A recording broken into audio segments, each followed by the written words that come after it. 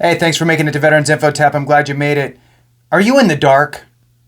And what I mean is, of the 16.5 million veterans in the U.S., more than 70% are not getting VA benefits. Let's get out of the dark, right? Let's actually start learning what's available and actually applying for those benefits that we earned. Look, we can all be on the same page with our time in service. We were severely underpaid compared to our civilian counterpart. Hey, hit the thumbs up for me, subscribe, share with a friend, all that good stuff. It really helps to get the information out there to more of us. And I'm dead serious when I'm talking about the 16.5 million veterans, and of those, more than 70% are not getting any sort of benefit from the VA as far as compensation is concerned. So whether it's pension or VA disability compensation. So what we need to do is educate each other, help each other out, share the information, because the VA, although they are getting, I'm going to say it, they're getting better than they used to be, right? So flash back in time to the early 70s, go back in time to the 80s, 90s, 2000, and it's slowly getting better. And quite frankly, our mindsets are starting to get a little better as well. The big thing that I think is I would call it a detractor, I think, from VA and the benefits there is, one, there's this kind of misperception that it's, that's like welfare. That's, and I'm not talking to those that are actually receiving it. I'm talking to those that are not, for the reasons why they're not. I'm not looking for a handout. I don't need welfare. I don't need this. I don't need that. I'll take care of myself, blah, blah. I've heard it all. I've also heard hey, look, save it for somebody else who needs it. And all these comments or mindsets are coming from a place of very little knowledge on what's actually there. And I'll tell you that, sadly, if some of this stuff would have been front-loaded a little bit in our joining the military, then it would have changed the mindset. Hey, this is part of my benefits package when I get out. But it's not that way. We don't learn about it until either right when we're getting out of the military or years later, right? Where we actually start to hear a little bit more about what's available. And I will tell you that, yes, the VA process is not smooth. It can be a bumpy ride, and it can be frustrating, and it can be very irritating. But once you're in and you're where you need to be as far as your specific rating is concerned, it's a good place to be. Every VA healthcare center is, different. Some are better than others. Some of the medical facilities are better than others. At the end of the day, it's a people thing, right? So, you're going to run into funky people wherever you go. You're going to run into funky people at the VA. You're going to run into funky people at the local doctor's office. It really doesn't matter where you go. So the bottom line is that by getting into the VA system, one, you're getting this, VA care for free. You're getting monthly compensation. Your spouse and dependent children now have access to different sorts of benefits. And let's not forget all of the different state benefits that, kind of come knocking at the door as well.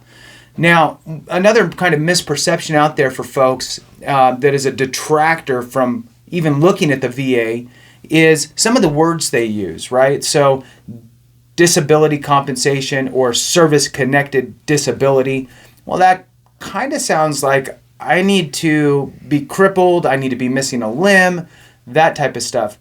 And for those of you that are already service-connected, that's not true.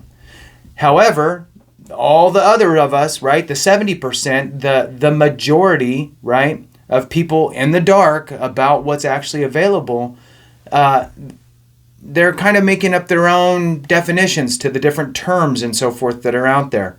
So the reality is, you have the ability to file a claim for VA compensation for a whole host of different conditions, okay? Not just injuries. It could be things like GERD, the esophageal reflux disease, GERD, right? So, or migraines, for example. So you have these different things that you can file for, even motor tics, right? So if you know somebody who has a motor tic, right? Somebody who has a twitch or what have you, a motor tic, there is a claim for that. So the reality is that as long as the condition manifested or is a result of your time in service, like it showed up during your time in service, and it's chronic in nature, meaning that it has an ongoing kind of problem for you,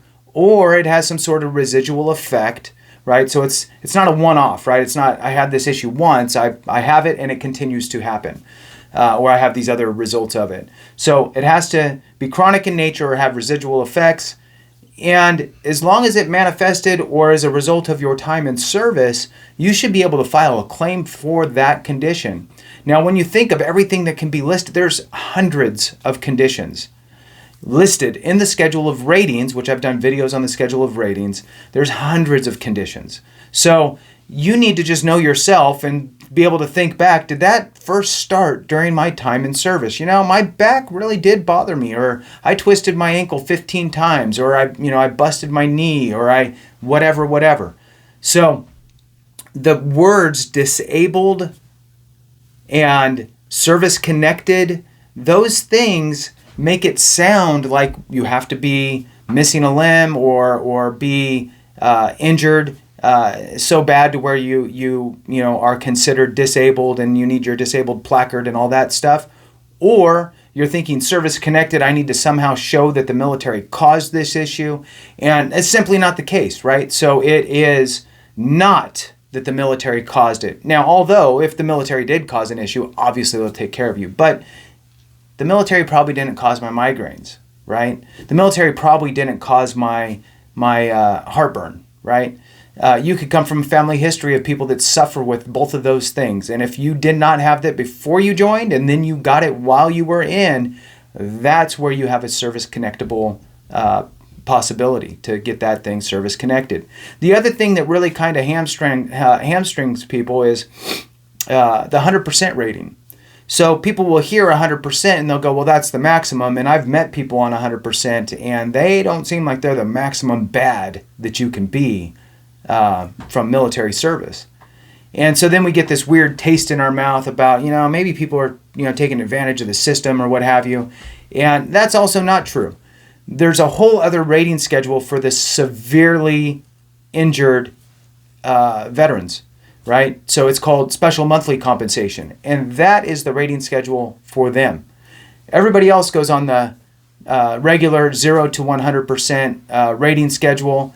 And what happens with that is, I'll tell you, you could get as high as 60% for GERD. That's the bad heartburn, right? 60% for GERD alone. You can get up to 50% for migraines. You can get 50% if you have a CPAP machine and sleep apnea, right, with your CPAP. So I've seen 30% for insomnia. I've seen 40% for arthritis. So actually, I've seen 100% for arthritis. So some very severe case, of course. He was pretty much bound to his wheelchair. But the reality is that there is a lot of opportunities. And when we use these benefits, it helps our dependent children potentially go to state schools tuition free in some cases. It helps if we end up getting 100% with the VA, your children can use VA Chapter 35 and get a tuition assistant. Well, it's not really tuition assistance. It's more of a monthly stipend, an education stipend of $1,401. And your spouse can also get that, another $1,401. So there's a lot of great benefits, including dependency indemnity compensation, which is kind of like a life insurance for your spouse, if you or your dependent children or your parents, depending on their qualifying factors.